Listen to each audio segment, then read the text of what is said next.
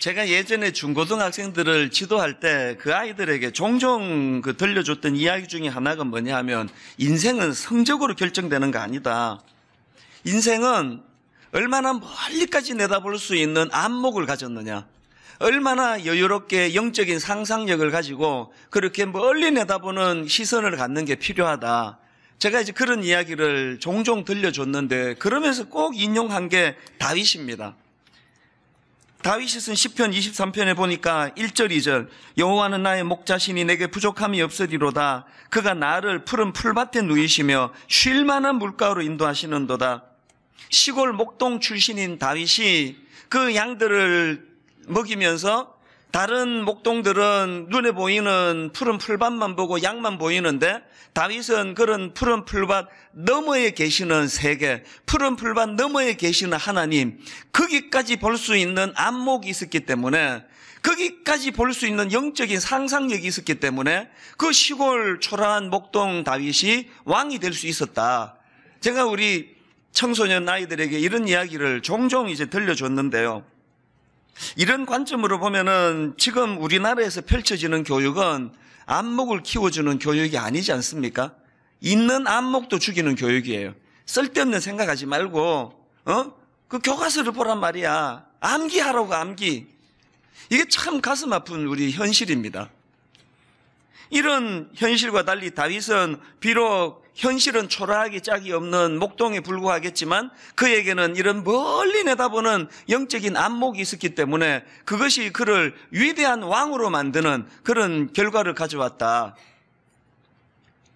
방금 읽었던 시편 8편도 다윗이 쓴 시인데요. 저는 여기서도 이 안목이 넓은 또 영적인 상상력을 가지고 있던 다윗을 발견하는데요. 목동 시절에 밤에 양을 치다가 바라본 하늘, 저 별빛, 달, 쏟아지는 그 별똥별, 이런 것들을 기억하면서 쓴 시라고 저는 생각을 해봅니다. 그런데 자연과 우주를 바라보면서 쓴 시편 8편이 그 말씀을 어떻게 시작하느냐? 1절을 한번 보십시오. 여호와 우리 주여, 주의 이름이 온 땅에 어찌 그리 아름다운지요. 주의 영광이 하늘을 덮었나이다. 자연을 노래하는 시편이 이렇게 시작을 해요. 그리고 이 시편의 마지막이 어떻게 끝나느냐? 9절을 보십시오. 여호와 우리 주여, 주의 이름이 온 땅에 어찌 그리 아름다운지요. 지금 대부분의 목동들은 저 별 아름답다, 오늘은 별똥별이 많이 쏟아지네, 눈에 보이는 것밖에 못 보던 그런 현실과 달리 다윗은 그런 우주 너머, 자연 너머에 계시는 하나님의 손길을 그가 영적인 상상력을 가지고 이렇게 시로서 표현하는 거, 이게 얼마나 참 부러운지 모르겠습니다. 근데 여러분, 이 시편에서 저는 제일 중요한 한 단어를 찾으라면요, 1절에 나오는 여호와 우리 주여 할 때 이 주라는 단어예요. 이 여호와 우리 주여 할 때 이 주라는 단어는 히브리어로 아도나이라는 단어인데요, 저는 이 아도나이라는 이 단어가 다윗 일생에 얼마나 중요한 역할을 했는지 잘 알 것 같습니다. 이 아도나이라는 단어는 우리말로 하면 나의 주인, 나의 소유자, 이런 뜻입니다. 다윗이 참 초라한 시골 목동에 불과했는지 모르지만 그는 우주를 창조하신 하나님을 나의 아도나이, 나의 주인, 나의 소유자, 우리 아이들에게 좀 호연지기를 좀 가져라, 그렇게 부모들이 이야기하지 않습니까? 다윗이 자기 삶 가운데 하나님께서 자기 인생에 개입하셔서 자기 삶의 아도나이가 되어주셨다는 이 사실을 인식하면서부터 다윗의 이 삶은 끝간데가 없는, 제한되지 않는 그런 개발이 되고 무궁무진한 꿈을 펼쳐나가는 도구가 저는 이 아도나이라는 단어를 인식하게 된 거라고 저는 생각합니다. 그래서 이제 오늘 저는 하나님을 아도나이, 이 나의 주인으로 인식하는 것이 왜 중요한가, 이걸 한 두 가지로 제가 정리를 해보았는데요. 여러분, 첫째로요, 그 하나님을 나의 주인으로 인식하는 것이 왜 중요합니까? 그것은요, 이 삶의 무게중심이 달라질 때 찾아오는 행복이 있다는 걸 자각하기 때문입니다. 자, 이게 무슨 말씀인지 설명을 드리겠습니다. 자, 오늘 본문 3절 4절을 한번 보십시오. 주의 손가락으로 만드신 주의 하늘과 주께서 베풀어 두신 달과 별들을 내가 보니 사람이 무엇이기에 주께서 그를 생각하시며 인자가 무엇이기에 주께서 그를 돌보시나이까. 여기 나오는 이 사람이 무엇이기에 할 때 이 사람은 원어로 보면은 에노시라는 히브리어예요. 이 에노시는요, 약하다, 불치의 병을 앓다, 이런 뜻의 동사 아나시에서 파생된 단어입니다. 이게 좀 의외이지 않습니까? 지금 우리 인간을 묘사하는데 약하다, 불치의 병을 앓다, 이런 뜻을 가진 단어를 가지고 인간을 설명하는 게 뭘 의미하겠습니까? 시편 103편 15절에도 보니까 이 에노시라는 단어가 나오는데요. 인생은 그날이 풀과 같으며 그 영화가 들의 꽃과 같도다. 여기 나오는 인생이 에노시인데요. 여러분, 지금 우리 존재 자체가 풀과 같이 없어지고야 말 연약한 존재인데 이 풀 위에다가 뭐 좀 장식 좀 하고 그 뭐 데코레이션 좀 했다고 이게 뭐 달라지겠습니까? 인간이 이 사실을 자각하는 것으로부터 이 교만이 없어지는 거예요. 이 찬수라는 이름 뒤에 붙는 그 타이틀이 아무리 화려한들 내 존재 자체가 이게 들풀 같은 시들기 쉬운 존재인데 이걸 인식을 못하는 거 아닙니까? 그런가 하면은 그 다음 나오는 인자가 무엇이기에, 앞부분에는 사람이 무엇이기에 주께서 그를 생각하시며 그 다음에 인자가 무엇이기에 주께서 그를 돌보시나이까 할 때 이 인자는요 히브리어로 벤 아담입니다. 이 합성어인데요. 이 벤이라는 단어는 아들, 자손 이런 뜻을 갖고 있고 아담은 들어보셨죠? 인간이라는 뜻이 사람이라는 뜻이에요. 그러니까 이 벤 아담은 직역하면은 사람의 후손 이렇게 직역할 수가 있는데 여기서 중요한 건요. 이 사람이라는 뜻을 가진 아담은 흙, 먼지, 땅 이런 뜻을 갖고 있는 단어에서 유래가 됐다는 겁니다. 즉 똑같은 맥락 아닙니까? 여기서 강조되는 이 사람, 벤 아담, 사람의 후손도 흙으로 지어진 부셔지기 쉬운 부실한 존재가 강조된 그런 표현이라는 거예요. 그래서 시편 103편 14절에 보니까 이는 그가 우리의 체질을 아시며 우리가 단지 먼지뿐임을 기억하심이로다. 이런 것들이 지금 뭘 강조하는 겁니까? 그리고 그 사람의 무게중심이 사람이 무엇이기에 인자가 무엇이기에 여기에 무게를 두고 사는 사람은 뭐 자기 자신이 이렇게 먼지같이 초라한 흙과 같이 부셔지기 쉬운 존재라는 것 때문에 맨날 열등감에 빠지고 맨날 우울하고 뭐 그렇게 사는 거 아니겠습니까? 신앙생활은요 이 무게중심이 옮겨지는 게 신앙생활이에요. 신앙생활은 액센트가 달라지는 게 신앙생활입니다. 예수님 만나기 전에 제 자신이 딱 이랬습니다. 열등감이 뭐 얼마나 많았는지 진짜 자신감도 없고 우울하고 그리고 어릴 때 초등학교 저학년 때 그 친척이 계시는데 만나기만 하면 저보고 아이고 못생겼다 아이고 못생겼다 계속 저한테 그렇게 말씀하시는 거예요. 근데 그게 너무 기억에 상처가 기억이 남아가지고요. 여러분 애들 보고 그렇게 우스갯소리 한다고 그분은 또 진심으로 말했는지 모르지만 그래도 나만 보면은 그렇게 못생겼다 그래가지고 그게 막 저한테 굉장히 열등감이 돼가지고 외모에 자신도 없고 저는 뭐 그냥 머리도 나쁘다 생각하고 나 그렇게 머리 나쁜 사람 아니거든요 사실. 근데 막 스스로 어릴 때 그런 생각이 꽉 찼습니다. 제가 예수 그리스도를 만나고 십자가를 경험하고 나서 치유가 된 게 그거예요. 제 재료가 바뀝니까? 제 인생이 바뀝니까? 저는 어릴 때부터 지금까지 저는 저예요. 저는 달라진 게 하나도 없는데 액센트가 어떻게 달라졌느냐? 4절을 제가 다시 한번 읽어드릴게요. 아까 액센트는 저 글씨 노란 줄은 위에 액센트가 있습니다. 사람이 무엇이기에 주께서 그를 생각하시며 인자가 무엇이기에 주께서 그를 돌보시나이까. 제가 예수님 만나기 전 그렇게 읽었을 거예요. 인생은 액센트를 어디다 두느냐에 따라 달라져요. 요즘은 제가 액센트가 굵은 글씨가 달라졌습니다. 요즘 이렇게 있습니다. 사람이 무엇이기에 주께서 그를 생각하시며 인자가 무엇이기에 주께서 그를 돌보시나이까. 똑같은 인생, 똑같은 삶이지만요. 여기 나오는 주께서 그를 생각하시며 할 때 이 생각하시면은 기억하다, 마음에 두다예요. 저라는 존재가 대단해서 저는 대단한 게 아니고요. 세상의 창조주 하나님, 우주를 만드신 그분이 저를 마음에 두고 계시는 존재가 된 거예요. 그래서 제가 열등감이 없으시는 겁니다.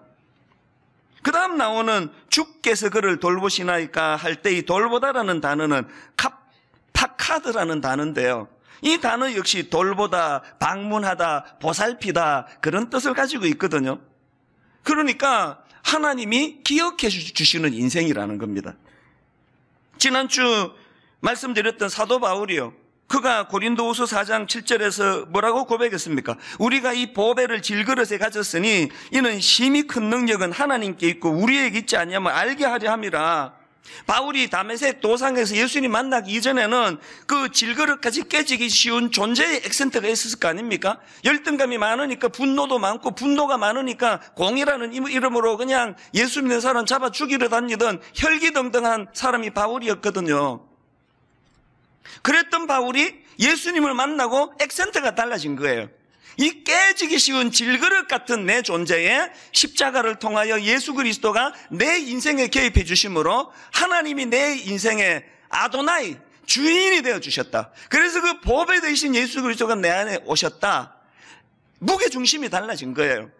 여러분, 사실 여기 질그릇같이 깨지기 쉬운 존재가 아닌 분이 누가 있습니까? 여기 우리 남자분들, 여러분 장가 갈 때 이 여자 하나 나 책임질 수 있다, 그렇게 그냥 자신만만해서 결혼한 거 아닙니까? 어느 남자가 내가 이 여자 덩쳐먹고 살아야 되겠다, 그렇게 결혼하는 남자가 어디 있습니까? 되던가요 그게 잘? 여러분, 그 아기 임신하고 10달 동안 아빠가 그 성장하는 그 아기를 기뻐하면서 배에 귀를 갖다 대고 부부가 무슨 다짐을 하셨습니까? 우리 이 아이만큼은 최고로 기르자. 우리 그렇게 할 수 있다. 그 아이에게 속삭이고 그랬잖아요. 너 하나는 책임지 마. 되던가요 그게? 그래서 세월이 가면 갈수록 이 풀잎같이 연약한 존재를 인식하는 그게 철이 드는 거예요. 그래서 한 50 넘어가면요, 그런 객기 부리는 소리 안 합니다. 자신이 없으시거든요. 이게 좀 철이 드는 게, 그렇게 자기를 비참하는 곳으로 몰고 가면 철 안 드는 게 나은 거 아닙니까? 우리가 하나님 앞에서 예수 그리스도를 영접하고 십자가를 경험한다는 건요, 내 인생의 재료가 달라지는 거 아니에요. 그런 거 자꾸 기도 이상하게 하시면 안 돼요. 뭐가 달라집니까?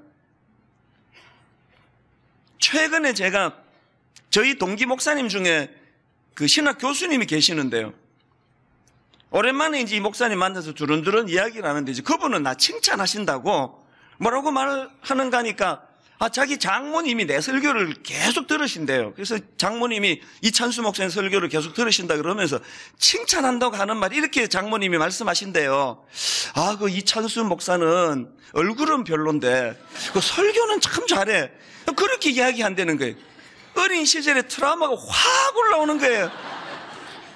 이분은 지금 액센트가 뒤에 있지만, 그냥 설교 잘해 그러면 되지, 그 얼굴은 별론데라는 이야기를 왜 전해주느냐고. 왜? 그걸 내가 들어보고 보니까 외모는 달라진 게 별로 없구나, 이제 그런 생각을 하지만, 더 이상의 그것 때문에 뭐 괴롭고 상처 안 받아요. 속으로 그 본인도 만만치 않은데 이런 생각을 하면서 그냥 가볍게 넘기는 거예요. 액센트가 달라졌거든요. 얼굴이 달라진 게 아니라 액센트가 달라진. 근데 여러분, 그 영상으로 제 설교를 듣는 분에게 참고하라고 말씀드리는데요, 영상으로 예배 드리는 분이 나 만나고 이구동성으로 하는 말이 실물이 훨씬 낫답니다.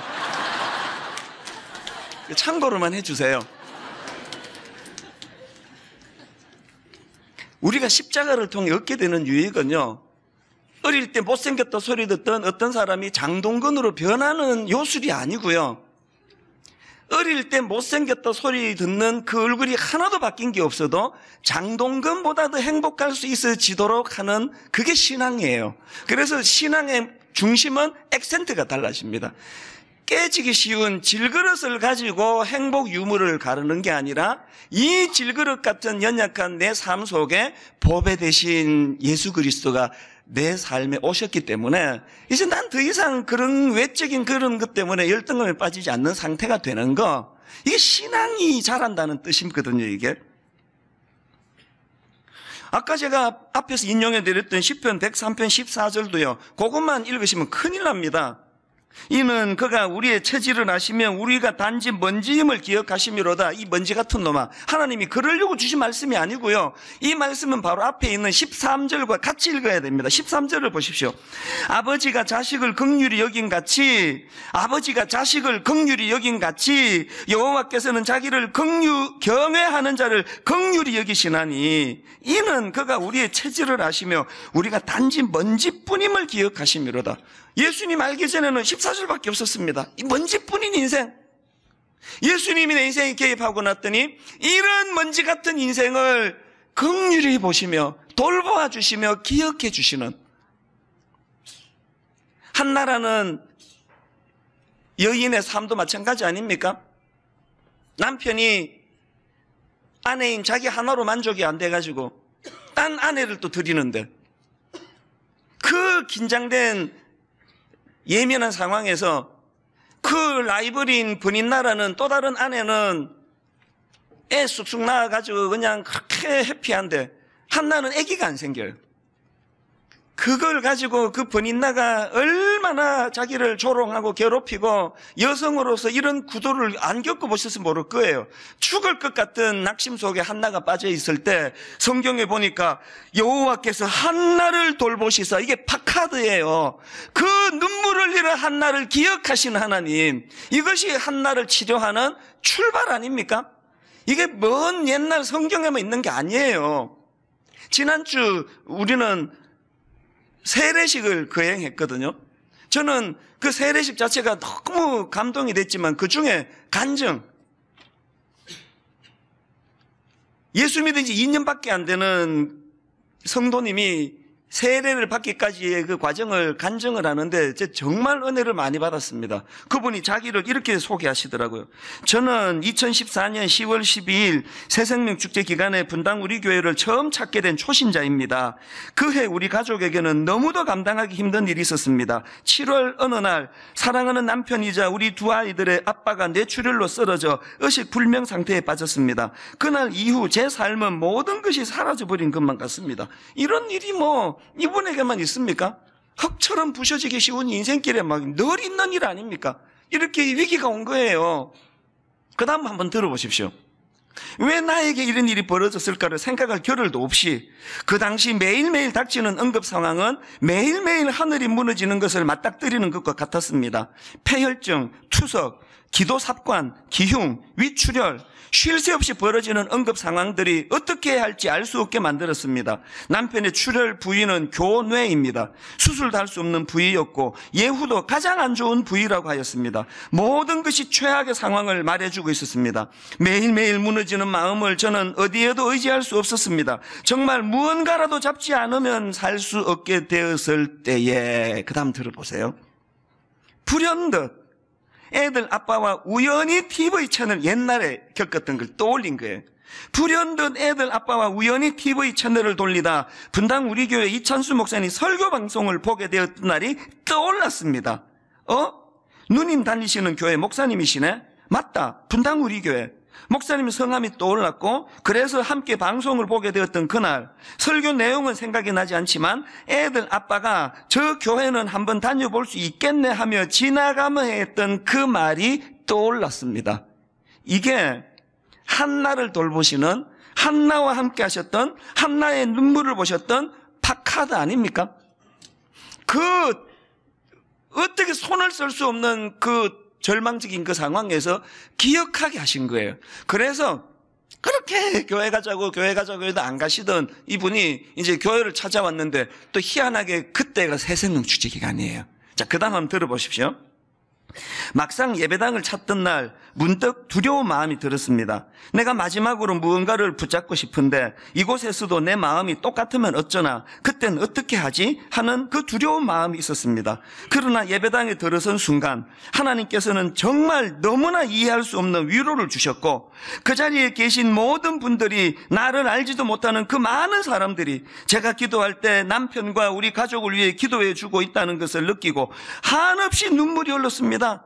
여기까지는 뭐 일시적으로 또 충동에 그럴 수 있는 거 아닙니까? 그 다음 들어보세요. 예배를 드리고 집으로 돌아와서 며칠간 내가 이렇게 편안해도 되나 하는 마음이 들었습니다. 상황은 달라진 것이 없었지만 다시 잠을 잘 수 있었고, 그 알 수 없는 평안이 내가 약해서 견딜 수 없을 것 같으니까 하나님께서 다시 일어서라고 먼저 내게 허락해 주신 평강 샬롬이었음을 나중에 목사님의 설교 말씀을 통해 알 수 있게 되었습니다. 새생명 축제 이후 목사님의 설교 말씀을 통해 그때 주시는 말씀으로 한 주 한 주를 견뎌내며 살았습니다. 또한 다락방 공동체를 통해서 만남의 축복을 주시고, 그 공간 속에서 저의 이야기를 들어주시고 말씀으로 치료해 주시고 다시 회복시켜 주셨습니다. 제가 저 감정이 왜 감동이 됐느냐, 하나님의 오늘 만나 주심, 기억해 주심, 먼지같이 연약한 우리를 돌보아 주심이 성경에만 있는 옛날 얘기가 아니라 오늘 이 시간에도 실제로 일어나고 있다는 이야기를 확인하니까 기쁜 거예요. 우리 교회가 기존 신자 등록을 안 받고부터 너무 기쁜 걸 깨닫고 있습니다. 옛날에 원래 믿던 신자, 또 처음 예수 믿는 신자가 막 섞여가지고 그때는 드러나질 않았는데, 지금은 이분처럼 처음 예수 믿는 분들만 등록을 받다가 보니까 확 드러나는 게 뭐냐, 하나님께서 놀랍게 일하고 계시는 거예요. 이분처럼. 오늘 우리 같은 오래 믿은 사람들이 타성에 젖어가지고 교회는 그냥 왔다 갔다 하지만 한나 같은 이런 이야기는 성경 안에 있는 거지 이러고 있을 때, 오늘도 순수하게 하나님을 사랑하고 하나님을 의지하는 분들에게는 이런 놀라운 파카드, 절망한 한나를 기억하시고 돌봐주시는 것처럼 이런 일이 일어나고 있다는 걸 너무너무 기쁘게 확인하고 있단 말입니다. 많은 분들이 저한테 메일로 이런 대사가 똑같아요. 이런 메일을 종종 보냅니다. 혹시 목사님 우리 집에 도청장치 하셨습니까? 어젯밤에 내가 마음이 무너져 이런 문제로 근심하며 잠자리에 들었는데 목사님 어떻게 하시고 마치 도청장치한 것처럼 그렇게 내 상황을 정확하게 말씀하십니까? 여러분, 제가 도청장치한 게 아니고요, 아도나이 대신 하나님이 하신 거예요. 하나님이. 그래서 저는 지금 대언하는 거예요. 대언. 주인을 대신해서 지금 낭독하고 있는 시간이거든요. 그런가 하면은 두 번째로 하나님을 아도나이, 나의 주인이라고 부르는 게 왜 이렇게 중요하냐? 그것은요, 주인 되시는 하나님께서 주시는 사명으로 사는 존재라는 것을 인식하기 때문이에요. 6절을 한번 보십시오. 주의 손으로 만드신 것을 다스리게 하시고 만물을 그의 발 아래 두셨으니 곧 모든 소와 양과 들짐승이며 공중의 새와 바다의 물고기와 바닷길에 다니는 것이니이다. 저는요, 주님께서 이 먼지같이 초라한 나를 구원해 주신 것도 너무너무 감사하지만요, 저는 이 6절 말씀이 더 감사해요.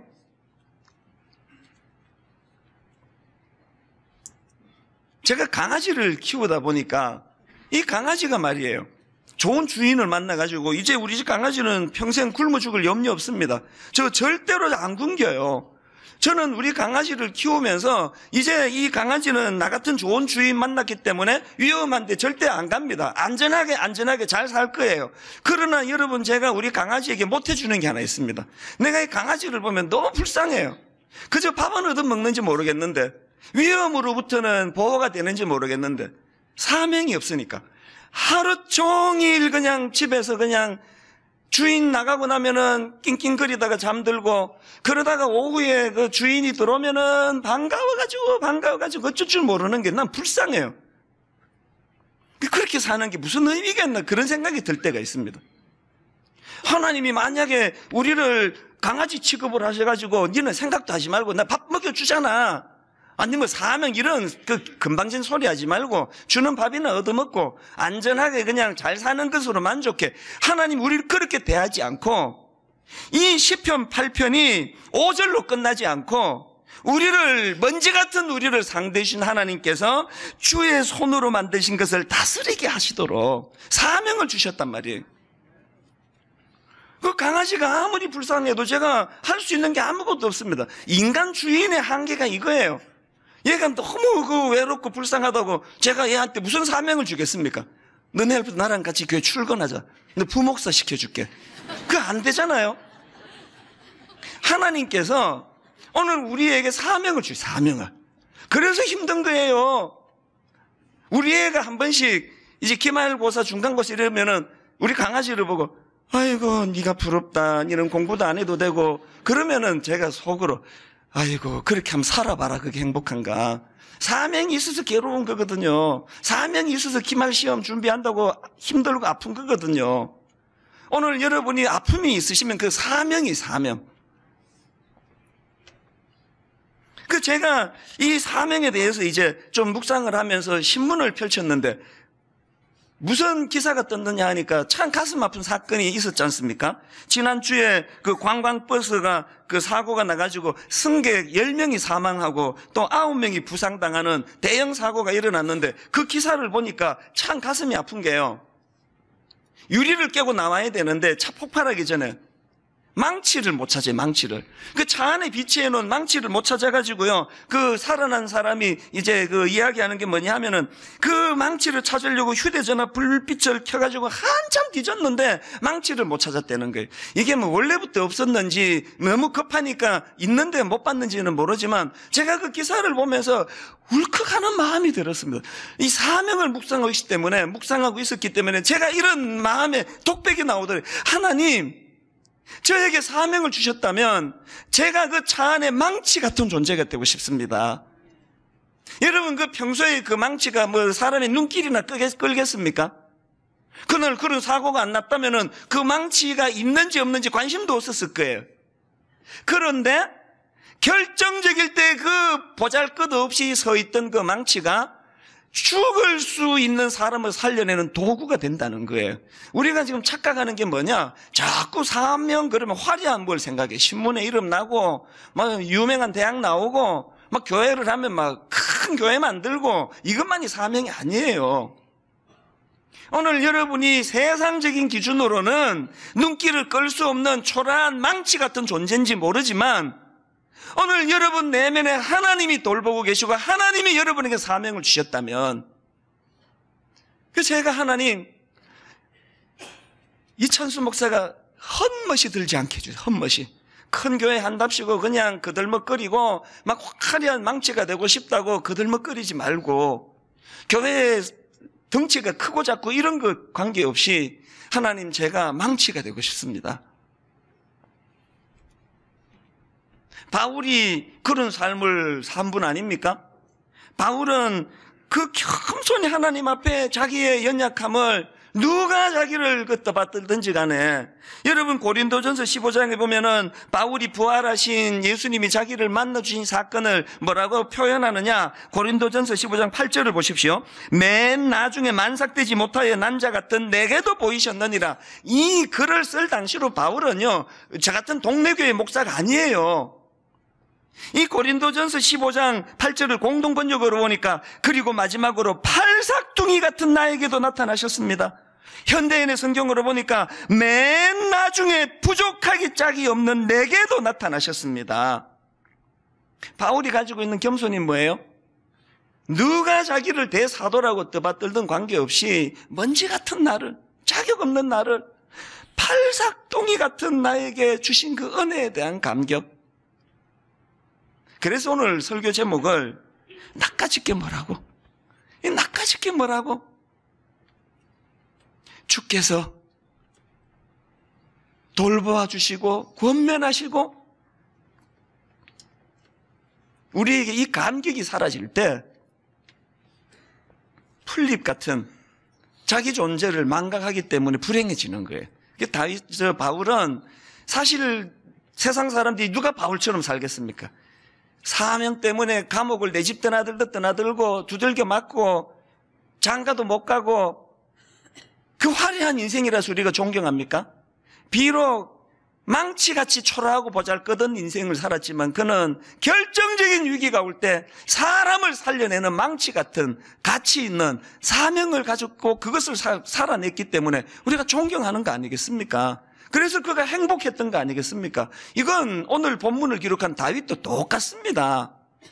아까 인용해드렸던 다윗이 쓴 시편 23편, 그가 자기 인생을 딱 1절에서 이렇게 선포합니다. 여호와는 나의 목자시니 내게 부족함이 없으리로다.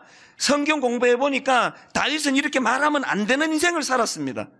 세상의 절대 권력을 가졌던 왕이 집요하게 자기를 암살하려고 그 고난 인고의 세월을 보냈던 게 다윗이고, 나중에 왕이 돼가지고 허리 좀 펼까 하는데 자기 자식인 압살롬이 쿠데타를 일으켜가지고 그 자식이 권력의 눈이 어두워 아버지 목에 칼을 들이대는 그 상황에 도망가는 수모를 겪었던 게 다윗인데, 어떻게 이게 내게 부족함이 없다 말할 수 있느냐?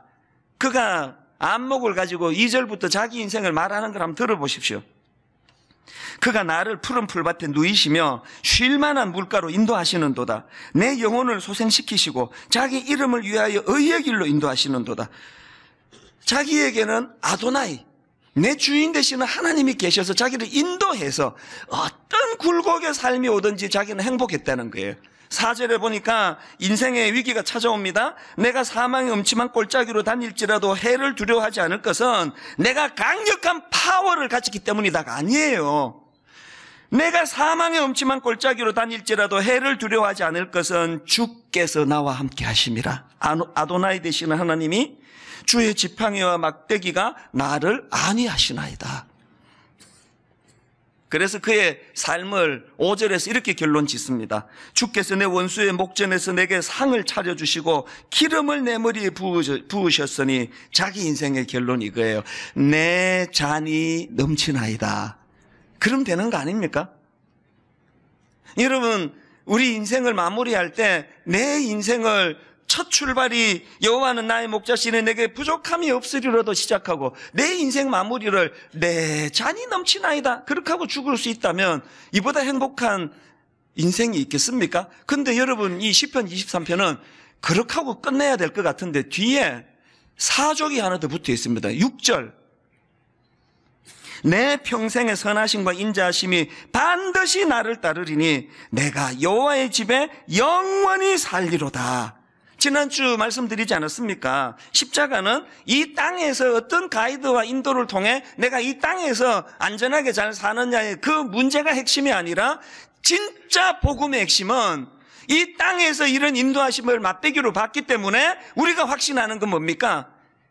영생을 얻게 된 거예요.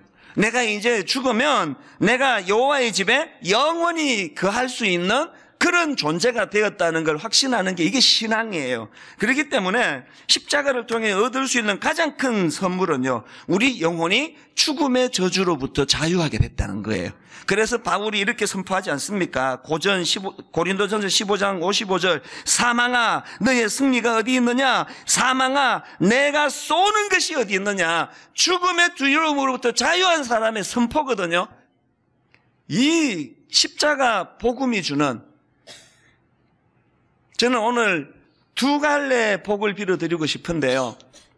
우리가 이 땅을 호흡하고 살 때는 세상에 그냥 호의호식하며 살아서 행복이 아니라 이 먼지 같은 나 같은 인생을 기억해 주시는 하나님으로 인해, 그 하나님이 내 아도나이가 되어 주심으로 인해 그분의 인도하심을 받는 삶, 그런가 하면은 이 땅을 하직할 때 바울처럼 두려움 없이 여기 있다가 이제 자리 옮긴다. 영원한 아버지에게로 나 간다. 죽음을 초월하는 이 담대함으로 살아가시는 저와 여러분 되시기를 바랍니다.